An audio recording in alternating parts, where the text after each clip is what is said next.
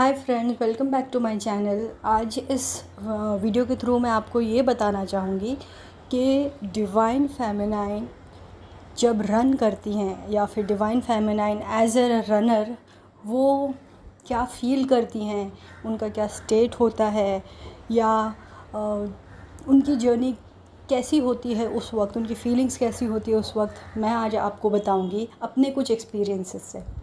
ठीक है।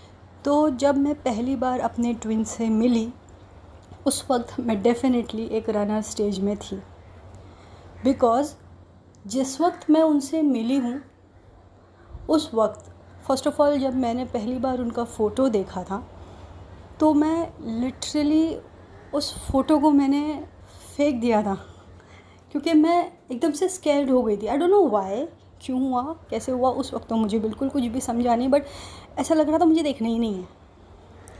ठीक है। फिर ऐसा हुआ कुछ कि अब ये डिवाइन गाइडेड जर्नी है तो डेफ़िनेटली हमारा मिलना लिखा था, जो हम मिले।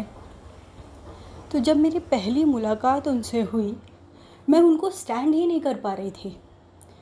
मुझे अजीब सी घबराहट हो रही थी, ऐसा लग रहा था जैसे किसी ने सारे मेरे ऑर्गन्स और मेरे सारे बॉडी पार्ट्स एक्टिवेट कर दिए हों फोर्सफुली, जो मैं नहीं करना चाह रही हूँ। मतलब कोई एक ऐसा इंसान होता है जो अपने कंफर्ट ज़ोन में होता है, या फिर कंफर्ट ज़ोन एज इन हाँ बस है, मैं जहाँ हूँ मैं वहाँ ठीक हूँ यार, मुझे मेरे हाल पे छोड़ दो। लेकिन आपकी डिवाइन मैस्कुलाइन, आपके काउंटर पार्ट आपके सामने आ जाते हैं तो फिर वो आप उस स्टेट में नहीं रह पाते हो। मुझे आज भी बहुत अच्छे तरीके से याद है, जब मैं उनसे पहली बार मिली थी तो मेरा स्टेट ऐसा था कि मैं भाग जाऊँ, बस मैं कब वहाँ से हट रही हूँ, मैं कब इनसे दूर जा रही हूँ, मुझे यही एक थॉट माइंड में था उस वक्त। और मैं लिटरली भाग ही रही थी, मुझे ऐसा लग रहा था वो मीटिंग कब ख़त्म हो रही है और मैं यहाँ से जा रही हूँ। लेकिन मेरे डिवाइन मैस्कुलिन उन्होंने मुझे नहीं छोड़ा, पता नहीं क्यों, बट ऐसा था कि वो मुझसे बातें ही किए जा रहे थे। और दूसरी बात ये थी कि उस वक्त उन्होंने मुझसे जो क्वेश्चंस पूछे मेरी लाइफ के बारे में, मेरी पूरी हिस्ट्री ज्योग्राफी सारी उन्होंने पूछ ली, एंड मुझे समझ में ही नहीं आ रहा था कि मैं उनको आंसर क्यों कर रही हूँ। मैं आंसर भी कर रही हूँ और मुझे ये भी लग रहा था कि मैं आंसर क्यों कर रही हूँ। तो बेसिकली ये एक मेरा रनर फेज़ था जहाँ से मैं उनसे मिली, लेकिन मैं उनको स्टैंड नहीं कर पा रही थी और एक अजीब सी घबराहट हो रही थी, जहाँ पे मुझे ऐसा लग रहा था कि बस मुझे ये इंसान के सामने नहीं खड़ा होना है, बस मुझे यहाँ से जाना है। और जब मैं लौटी तो मैं अपनी कार में खुद सोच रही हूँ कि मैंने इतने सारे आंसर्स कैसे कर दिए, क्योंकि मैं एक बहुत रिज़र्व्ड इंसान हूँ। आई डोंट ओपन अप, मैं बहुत जल्दी अपनी किसी भी फीलिंग्स या इमोशंस को जल्दी डिस्क्लोज़ नहीं करती हूँ। बट वो मेरे सामने आए और उन्होंने जो भी मेरी लाइफ के बारे में क्वेश्चंस पूछे हैं, या फिर मेरे पास्ट, प्रेजेंट, फ्यूचर, मेरे फाइनेंसेस, मैं हर एक चीज़ का फ्लॉलेसली उनको आंसर करती चली गई। और क्यों कर रही थी वो मुझे समझ में ही नहीं आ रहा था, बहुत ही कन्फ्यूजन में थी मैं। उसके बाद फिर मैंने डिसाइड कर लिया था कि मैं ये इंसान से कभी नहीं मिलूँगी, क्योंकि बहुत ही वाइब्रेंट ऑरा था उनका, या फिर मैं ये कहूँ कि मेरे एक मिरर रिफ्लेक्शन थे वो सामने, कि मुझे उनसे घबराहट हो रही थी।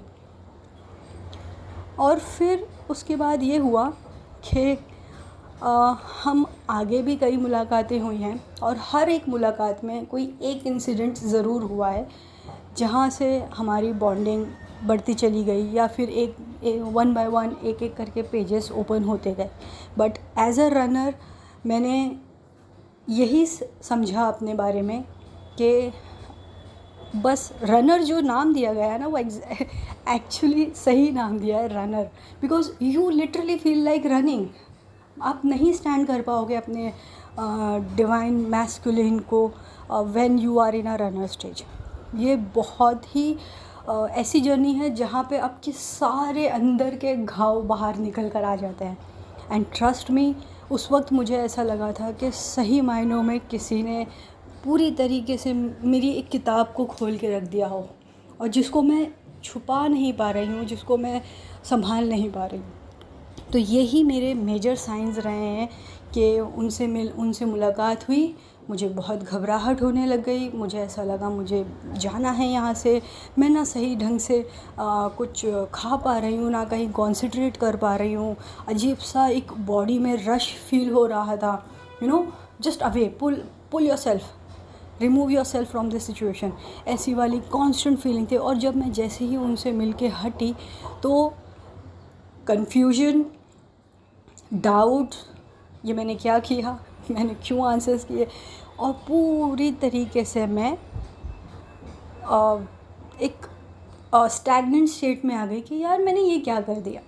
बट जो भी हुआ वो बहुत अच्छा हुआ, आज मुझे ये एहसास है इस चीज़ का। तो फ्रेंड्स, ये थी मेरी as a divine feminine, as a runner की स्टोरी, एक शॉर्ट स्टोरी, जो मैं आगे आप लोगों को और भी चीज़ें बताऊंगी।